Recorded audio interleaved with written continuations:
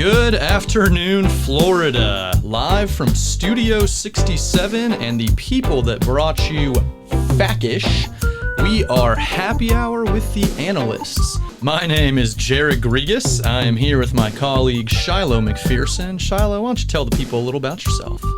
Hello, everyone. Happy to be here.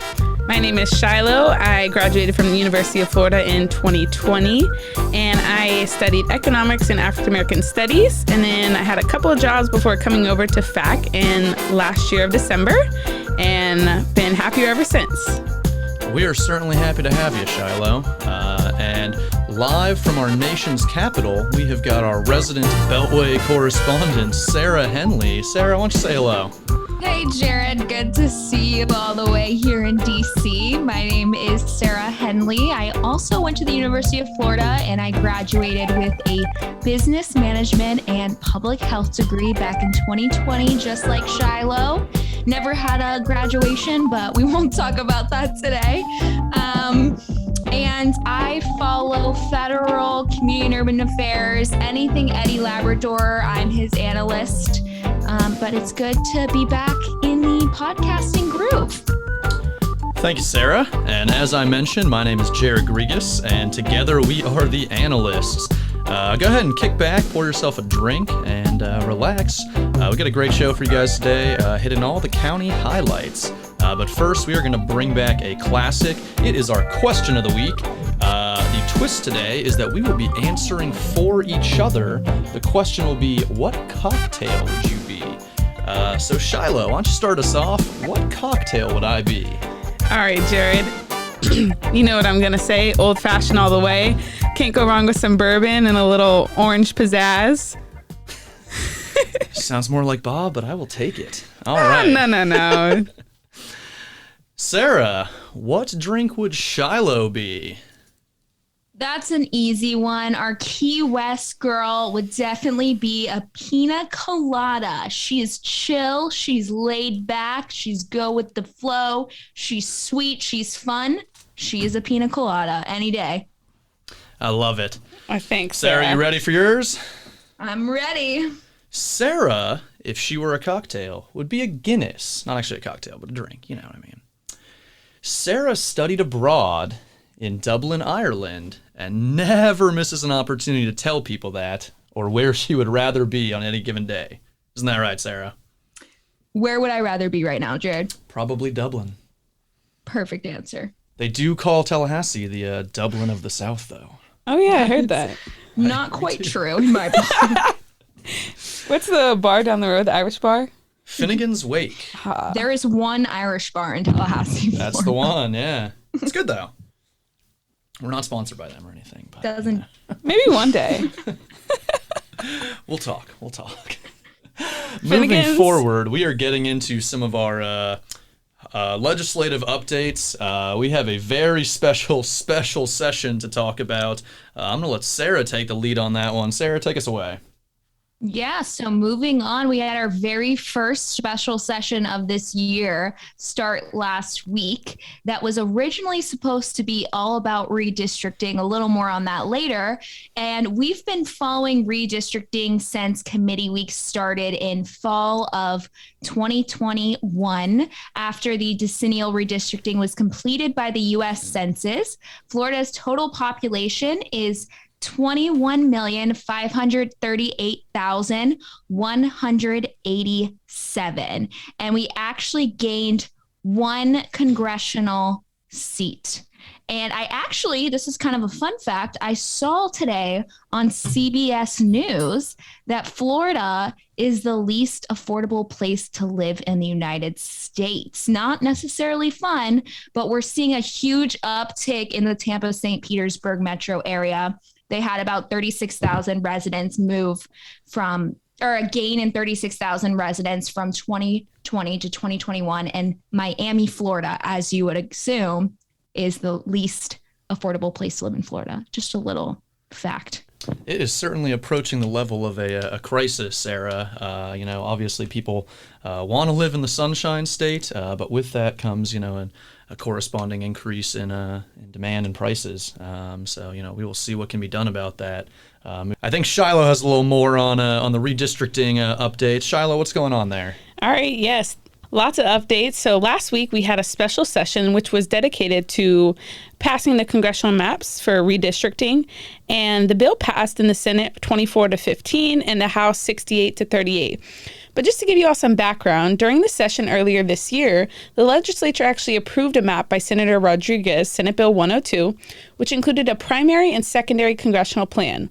However, that bill was vetoed by Governor DeSantis on March 29th, who cited that the 5th Congressional District in both maps violated the Equal Protection Clause of the 14th Amendment to the U.S. Constitution because it assigns voters primarily on the basis of race. Now, with an election season coming up, I imagine that they want to get this redistricting taken care of as soon as possible, right, Shiloh? Yes, for sure.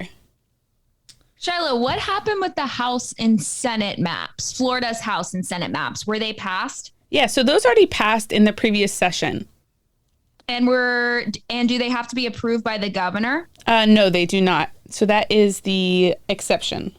But yeah, considering that, so this is what made this veto very controversial because it prompted a special session, and to ensure the map would be approved, the legislative leadership chose not to produce any maps, instead choosing to wait for the governor to submit a map he would approve for the legislature to pass. The leadership memo sent out a memo to members, and this was called C0109. Alex Kelly, Governor DeSantis' deputy chief of staff, was credited for this map, and he noted in testimony that 10 districts on the map appear identical to districts passed in the previous map during the session earlier this year. The map presented by Alex Kelly reveals an expected increase of 4 congressional seats held by Republicans from 16 to 20 based on the 2020 election results, with changes to Jacksonville, Tampa, and Orlando. Sounds like there's a lot going on that front, Shiloh. How did the legislators respond to this call as far as unity or lack thereof? So yeah, the Senate actually approved the maps on Wednesday while there was a halt on Thursday on the House floor. The Democratic caucus gathered in the center of the chambers to express their frustrations with the maps. Republicans called a recess during this time, and the Democratic caucus remained on the floor. The speaker then returned and called a vote, which led to the ultimate passing of the maps. And it was definitely a very emotional and very trying time all throughout the week. It's been a very, very difficult issue for every single member because every single individual's district is going to be affected. And another thing that was added onto the bill was that the bill passed limits the choice of venue for state court actions, challenging the state's congressional districts to only Leon County.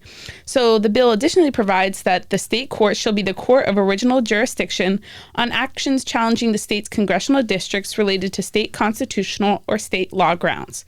Further, the bill provides that state circuit courts may hear any state constitutional and state law claims or any federal constitutional or federal law claims, so long as those actions are within the jurisdiction of the court. And it's important to note that the Senate also amended the bill to include a severability clause, and they did add a provision that appropriates $1 million to the Department of State for litigation expenses stemming from court challenges to the congressional map. So as we know, there are lawsuits in place. The state will be using those.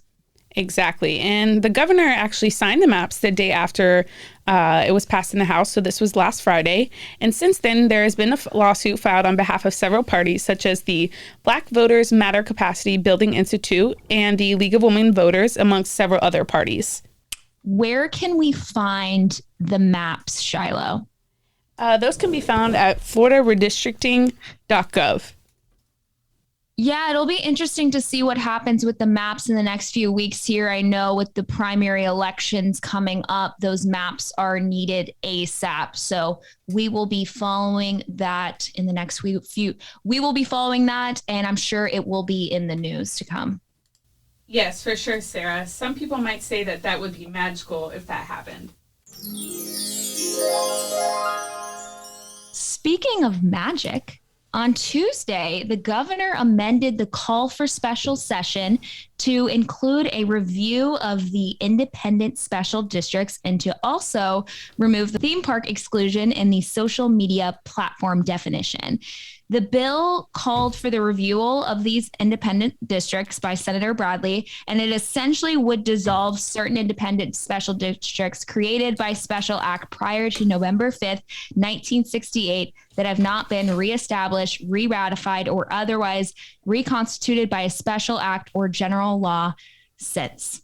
They will be dissolved by June 1st, 2023. And the following districts impacted include Bradford County Development Authority, Bradford County, Sunshine Water Control District, Broward County, East Point Water and Sewer District, Franklin County, Hamilton County Development Authority, Hamilton County, Marion County Law Library Independent Special District, Marion County, and in review of the list of special districts available from the Department of Economic Opportunity, the following two districts may also be impacted by the legislation, and that includes Ocala Downtown Development District and Taylor County Development Authority. And finally, the main reason and the biggest district that it impacts is the Reedy Creek Development District, aka a special district controlled by Disney. And as many are aware, there has been controversy with Disney over the past few weeks after Disney spoke out against HB 1557.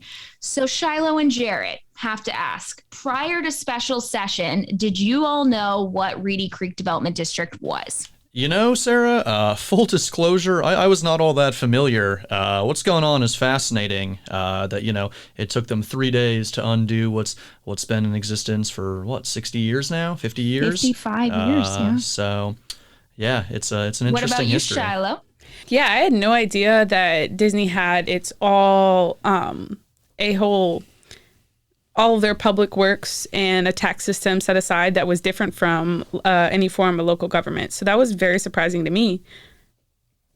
Yeah, I'm sure it's surprising to a lot of Floridians because I think most of us aren't aware of what it is or what their functions are. So Reedy Creek Development District was created in 1967, 4 years before the opening of our very own Magic Kingdom in 1971.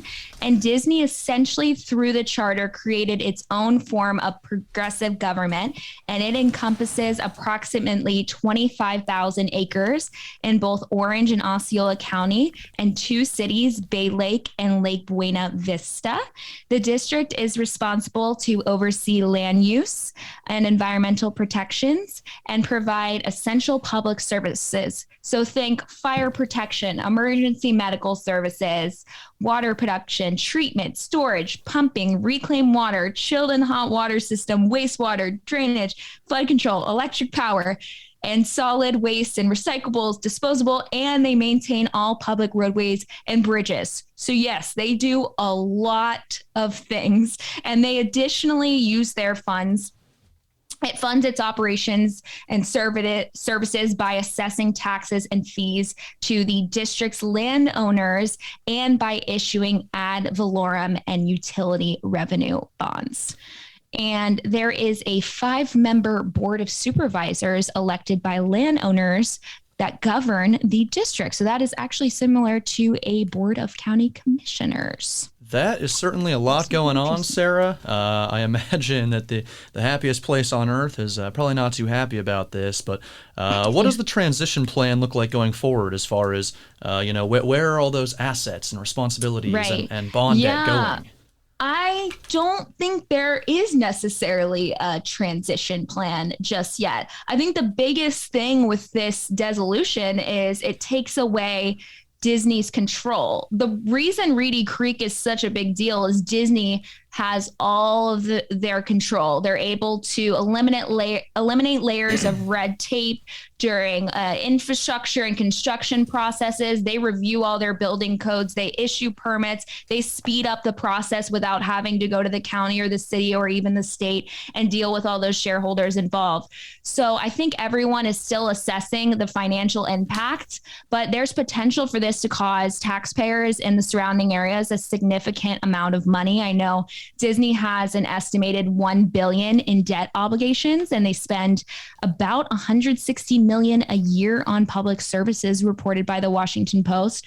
So, these government bodies could be forced to assume some of those responsibilities. And there's a lot of questions on if this will be outstanding debt to our state or to those areas surrounding. So should be interesting. Thank you, Sarah. Obviously, it is Disney primarily in the crosshairs here, but what is the outlook like for those other 5 or 6, special districts? Yeah, that's also to be determined. I think for those other districts, most of them will reestablish when it hits June 1st, 2023, and I'm sure that either Disney will or Disney will get involved with a lawsuit of sorts. But it seems as though most of those other districts will try to reestablish, but there is some concern about continuity of the authority's real estate and cash assets. There's a lot of unanswered questions. I know Disney has already said that they have broken their agreements. There was an impairment of contract or pledge the state had made to them back in 1967. Therefore, this act by the legislature was not legal. So we can assume there will definitely be a fight, and it was done swiftly and quickly in those 3 days. But I'm sure we will be following it because this is affecting our county family for sure. And one other bill that came up this session dealt with the theme park exclusion in the social media platform definition.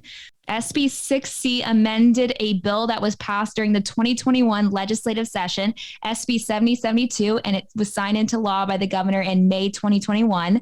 That bill required social media platforms to apply uniform standards, notify censored or deplatform users, allow users to make certain choices, ensure posts by or about candidates for office in Florida are not shadow banned, and ensure the journalistic enterprises are not censored or deplatformed. So that bill removed a theme park exclusion that was in the bill, and it had to do with Disney Plus streaming. We certainly appreciate that update, Sarah. There's a lot of moving parts here. It definitely does seem like it was, shoot first and aim later. So we will certainly keep an eye on that going forward. Shifting gears a little bit, we're going to talk American Rescue Plan. This was the $1.9 trillion stimulus package that Congress passed last year. Among the primary components of that package was what's called the state and local fiscal recovery funds. That's about a $350 billion chunk of funds, all going to state and local governments proportionally by population. What that means for Florida is about $4.2 billion for our county family. The Treasury recently released the final rule guidelines, kind of governing the uses of these funds going forward.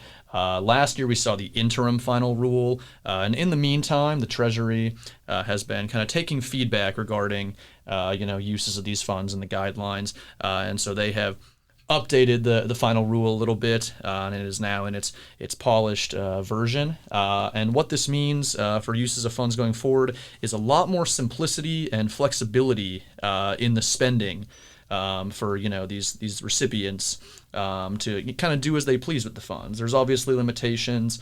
One of the primary use categories is what's called revenue loss replacement. Essentially, any amount of money that was can be tied back to the economic impacts of the pandemic. You are eligible to, replace that and spend it on, appropriate government services going forward. For some counties that don't, want to go through the hassle of calculating their revenue loss, there is a $10 million, standard allowance that is a new feature of the final rule, and essentially this just gives them, this assumes roughly $10 million of revenue loss. So for a lot of counties to not have to, go through the hassle of calculating that, that's going to be a really nice option with streamlined reporting requirements as well. There are some limitations as far as the spending there. No debt service or, filling up your financial reserves, cannot be used to inflate your pension fund for unfunded liability, as well as no payment of settlements or judgments in the in the civil courts. Excuse me. Beyond that, there's a couple other use categories that the final rule enumerates. We've got public health and economic impact responses, premium pay for all of our critical frontline workers. There is a small exception to this, that there can't be premium pay for any workers working remotely. And the other two are water and sewer infrastructure, and then broadband, which I think the pandemic really highlighted kind of the need for an expansion of broadband services as far as educational opportunities and kind of getting out some important public health messaging. So that is the final rule. A lot of counties and other recipients already have shovels in the ground on projects for this one. So we are keeping a close eye on that for any, massive success stories. So we would certainly love to hear your success stories and your feedback regarding your uses of these funds. Like I said, there's a lot of really remarkable, innovative stuff going on right now. So we will be highlighting that going forward. Awesome. Thank you, Jared. And on the broadband note, just want to give you all a heads up that our broadband champion, Jeff, and I will be attending the Broadband Community Summit in Houston next week. So we're looking forward to learning more about some important solutions that are happening in the broadband world and bringing them back over to Florida.